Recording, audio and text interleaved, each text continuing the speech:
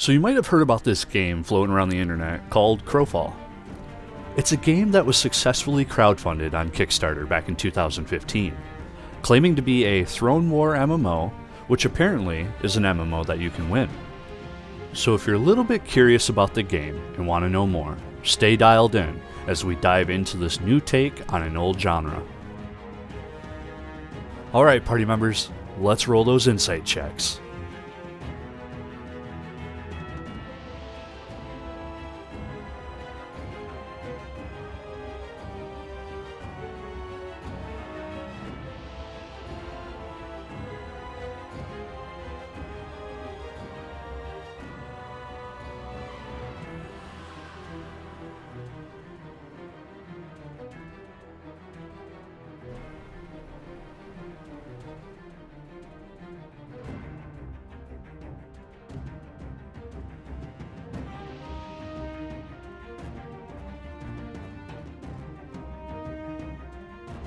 So Crowfall is a mix of a massively multiplayer online role-playing game and a strategy game. The problem is those are two very, very different genres. In an MMO, the expectation players have is that the world will be persistent, actually permanent. In a strategy game, the expectation is that the game is over when somebody wins. So how do we marry the concepts of an MMO, which is supposed to be persistent and forever, with a strategy game, which is supposed to naturally come to an end? We have a solution, and it's based on the passage of time. We call it Eternal Heroes, Dying Worlds. Eternal Heroes, Dying Worlds. Now, how this concept works is actually quite interesting, and something we've not seen before at this scale for an MMO. Campaign worlds will appear, and these are the battlegrounds of which players will fight each other over resources, territories, keeps, and even prizes. Not to mention the spoils of war that can be gained through the export feature.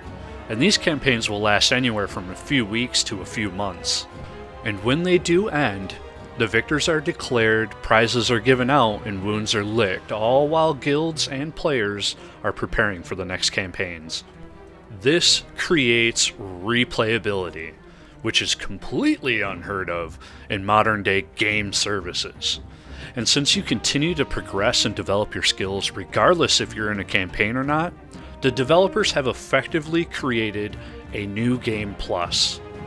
Now, as awesome as that sounds, it's not even my favorite part.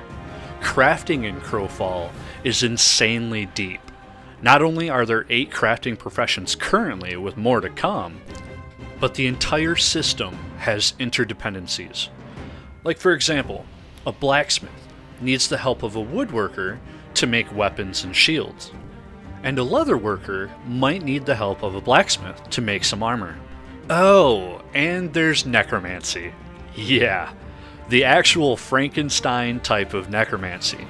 You dig up some graves, you obtain some body parts, you stitch them together, and then you create a vessel that's both unique and powerful. The social dynamic required in this game doesn't stop with crafting. Harvesting, as simple as that may sound, is also unlike any other MMO. There is a certain level of complexity to harvesting, and a team is needed to take down what are called motherlodes.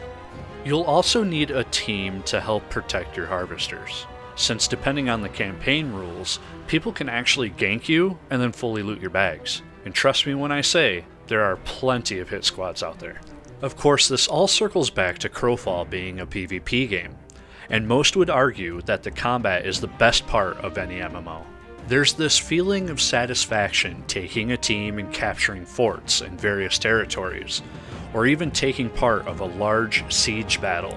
With these 3 core pillars to Crowfall, crafting, harvesting, and PvP, alongside the replayability, yeah, this game is definitely worth the buy.